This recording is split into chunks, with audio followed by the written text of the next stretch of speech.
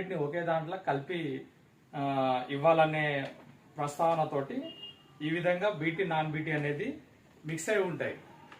ఎందుకు BT non BT రెండు mix అయి ఉంటాయంటే బీటీ అనేది బ్యాసిల్లస్ తురింజియన్సిస్ అనే బ్యాక్టీరియా ద్వారా లోపల లద్దె పురుగులు ఆ